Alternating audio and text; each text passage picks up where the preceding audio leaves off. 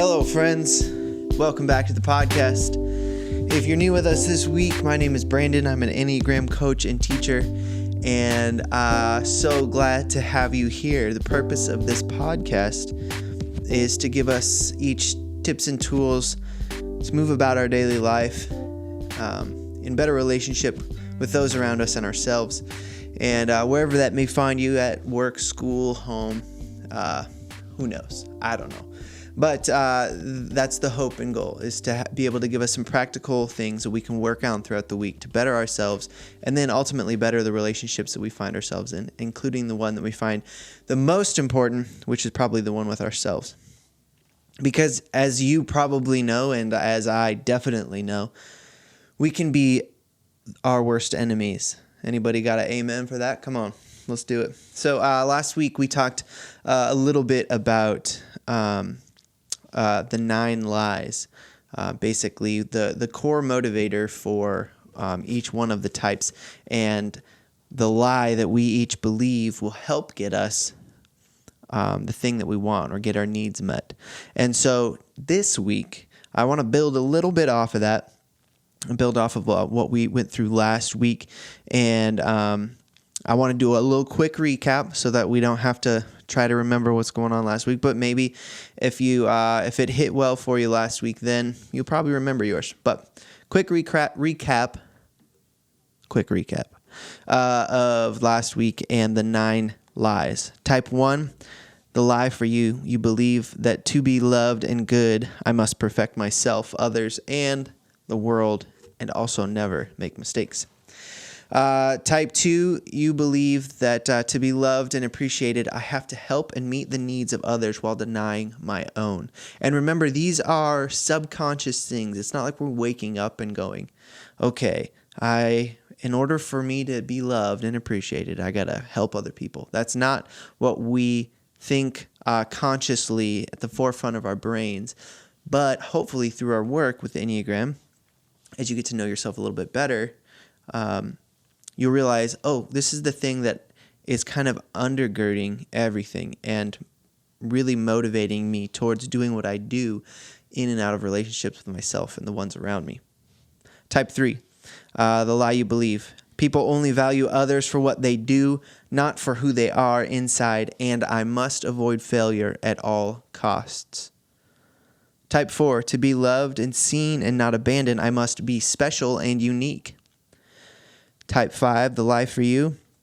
To be safe in the world, I must accrue as much knowledge and information as possible to fend off feelings of ineptitude. Type 6, to be safe in the world, I must think about and plan for the worst and look to outside authorities to help me make decisions because I don't fundamentally trust my own ability to make these decisions. Type 7, the lie you believe is in order to feel safe in the world, I must avoid painful feelings and situations by thinking and planning a future filled with unlimited possibilities and fun. Type 8, in order to remain in control and safe in a hostile world, I must present and assert strength and power over the environment and others to mask vulnerability and weakness. And our type 9 friends, to be loved and to maintain a sense of internal and external peace, I must avoid conflict and merge with the agendas of others. So those are the lies that we went through, and we expanded on those a little bit more so last week. So if you missed that one, go ahead and you can head back whenever. Obviously can't control that. And listen to the 9 Lies podcast. But this week we were going to talk about a centering practice. And you can call that a lot of different things, whatever you want to call it. Some people with more of a faith background would call that maybe prayer.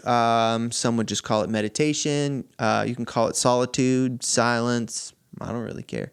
There's another thing that a few couples call it called simply time and space. And the authors of Spiritual Rhythms for the Enneagram, Adele and Doug Calhoun, as well as Claire and Scott. I'm going to probably mess up their names. I don't know that they'll ever hear this, but I'm going to try my best. Claire and Scott Logridge. I don't know. But it's two couples that wrote the book Spiritual Rhythms for the Enneagram.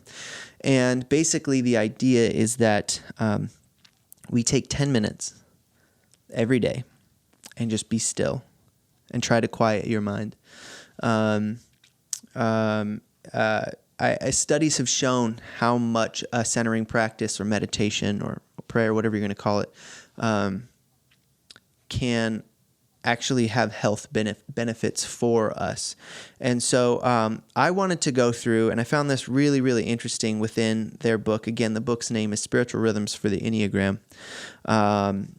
And I wanted to go through some of the responses that they cataloged from different types responding to either the idea of a centering practice or actual response to what they felt happened in their centering practice. And so, again, the idea is that we take 10 minutes or so. Obviously, it can be shorter or longer. For you, if you can do 2 minutes, and then, anybody can do anything for 2 minutes. I think that's a book. I don't remember the title. It might be just 2 minutes. I'm not sure.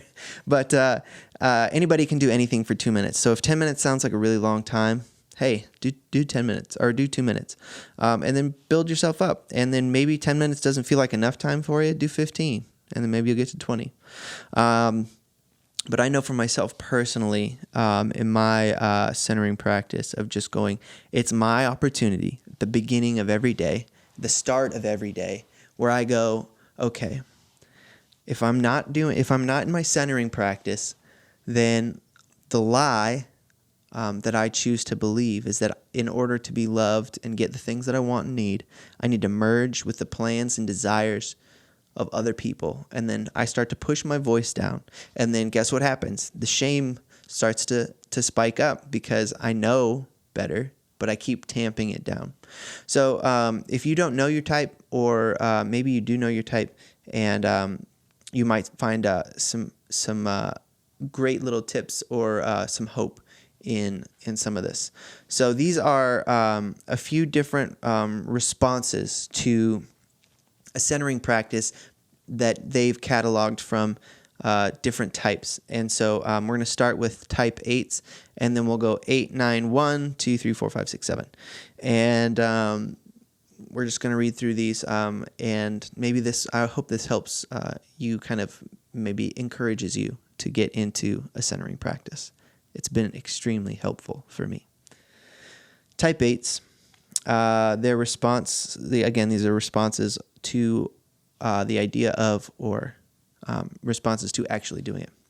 Silence and solitude are a battle, but I practice 10 minutes of silence every day, whether I want to or not. I don't get what I am wanting. I don't get what I am waiting for in silence and solitude, and I don't like to wait. And silence and solitude have helped me monitor my anger and this false sense of energy and control. So if you don't know your type and that resonates with you, maybe explore that space a little bit as you do a centering practice, or maybe you're going, oh, maybe type 8's a little bit down my alley, and so maybe that'll help you out. Type 9, silence and solitude feel comfortable, but, and this is a very big but, they can fuel my disappearing act. I don't like to be the focus of things, and silence and solitude is a reprieve. It is important for me to differentiate between silence and solitude and sloth. And for my type 9 friends, if you don't know, I sit in the 9 space. I would also say I don't like to be the focus of things, which is very true. And there's a piece of that twinge of guilt if you're not paying attention, that you go, I'm spending very specific, direct time being the center of myself right now, so that I can move forward in my world, in my day, and not disappear from myself. And those are two of my favorite words. So that And so, I resonate with these being being a 9 myself. My type 1 friends, silence and solitude are another place to fail. They don't seem to make anything better. What if I do silence and solitude wrong? That's a one space thing to feel and think. What if nothing happens? Silence seems punitive to me.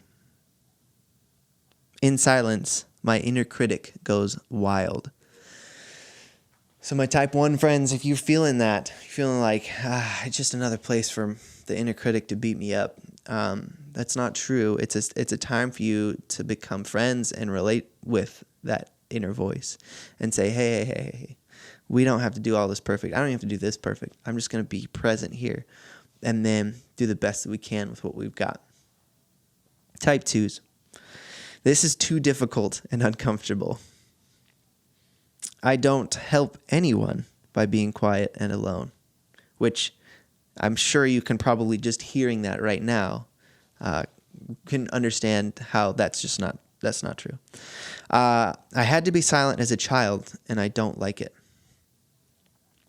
And talking helps me more than silence, which I'm sure is probably the case for a lot of 2 friends. In my 2 friends that I have, I know that talking is extremely helpful. But when 2s are very asleep to themselves, and maybe that's where you find yourself, I heard a great line from a lady who's a 2, and she was saying, I tried to be alone with myself, like to do some journaling, and I sat down in my living room, and I realized that the house plant that I had across the room needed water, or I couldn't remember when I watered it last, and I got up to water it, and she, just in that short little story, that moment, she goes, I can't even put myself before a plant, like a living plant that might need help.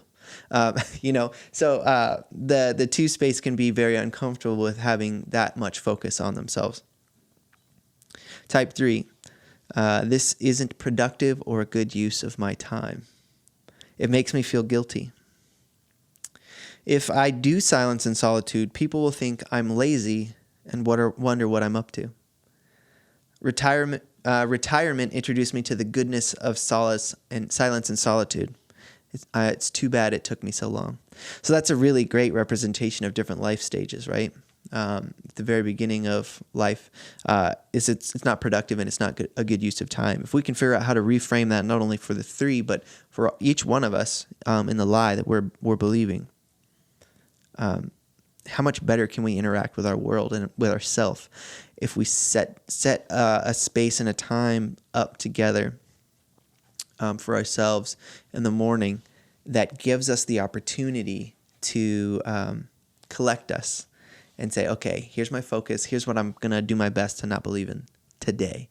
If any of you know the Enneagram godmother, Susan Stabile, she does her centering practice twice a day. So she does one in the morning and then one in the afternoon.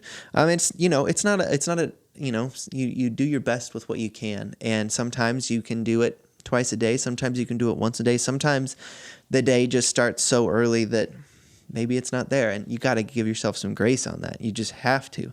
But we've got to work on reframing this, because this is ultimately bettering us, but it helps others and the ones around us when we can be honest with ourselves and understand the lie that we're choosing to believe.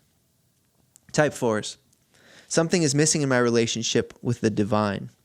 Maybe silence and solitude will give me the experience that I seek. I hope practicing silence and solitude will make me wiser, deeper, and more extraordinary. Silence and solitude keep me from the dark side. Silence and solitude take me to the dark side. So you can see very different reactions to silence and solitude just from 3 to 4 space. And this person, or maybe this is multiple 4s, there's a wide range even in that. One that keeps you away from the dark emotions, which our 4 friends love to live in when they're not well. And then silence and solitude actually can bury them into it. So it's a balancing act there. Type 5s. When I grew up, banishment from others was my punishment. I can't get enough of silence and solitude. It's the safest place in the world. My 5 friends are going, absolutely. Sometimes solitude makes me lonely. I have to intentionally turn my heart to listen to the divine rather than my thoughts. That mental space can really take over for the 5, and sometimes it's really difficult to shut that down. 6s. In silence, my mind is flooded with decisions, plans, agendas, security, issues, and questions. It doesn't feel restful. When I'm nervous, I go silent. Does that count? I like that. And silence and solitude in a place of my choosing is one of the safest places on earth. And I find the divine in silence. Remember, our 6 friends love safety. They love security. They long for it. They look for it in everything that they do. And I can very, very easily see how the silence and solitude can be very safe.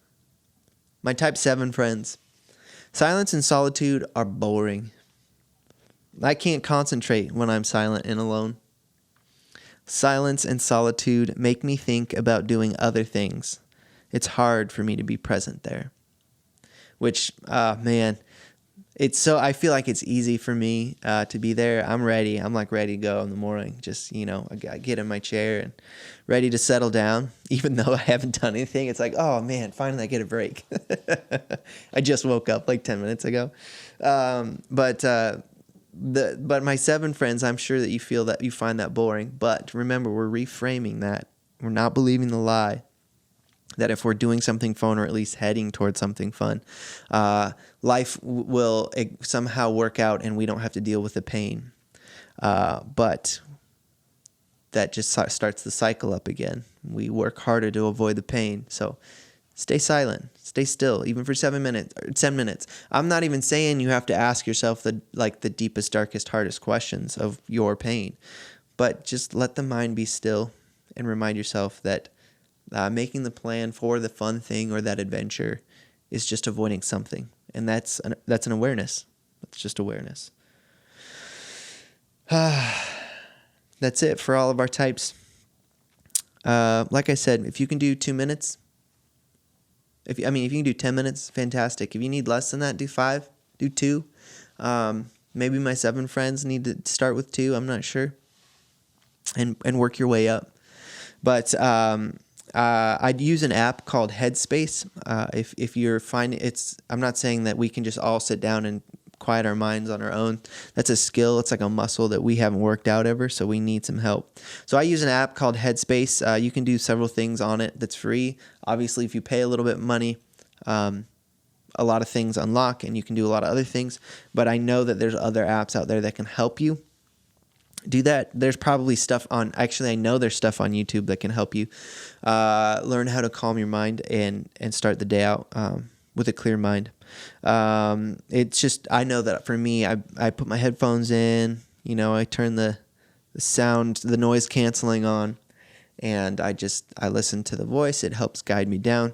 And it just sets my day up, and I wanted to share it sets up my day up with like 2 very specific things. A mindset of gratitude, being grateful for what you do have, because mentally we're wired like you've heard the term Velcro and Teflon. And the way that our brain is made up, we are hardwired for these negative experiences to stick into our minds like Velcro. You have to try real hard to separate those things.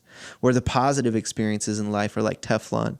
When you have that nonstick pan and you can just slide the egg out onto the plate, that's like the positive experiences. And so it's so much easier when you're not taking a moment to center yourself and focus on what's the lie that I'm not going to believe today.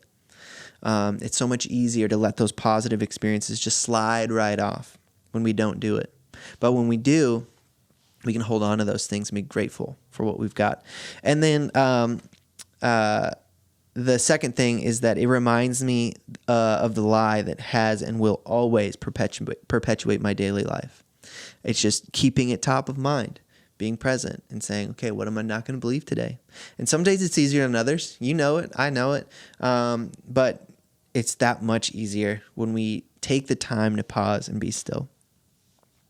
I'll leave you with this. It's a little, I guess you can call it kind of a parable, a little short story. I'm not really sure. When the eyes of an ox or a mule are covered, and then he goes around and around, turning the mill wheel, grinding up the wheat. But if his eyes are uncovered, he will not go round and round in the circle of the mill wheel. So too, if the eyes of a man are covered, he moves in circles.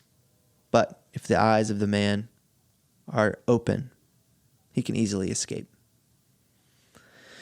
I hope this finds you well. And as always, take care of each other, be kind to yourself. And if you don't know what's holding you back, can you really move forward? Grace and peace, everyone, and I will see you next week. Bye, everybody.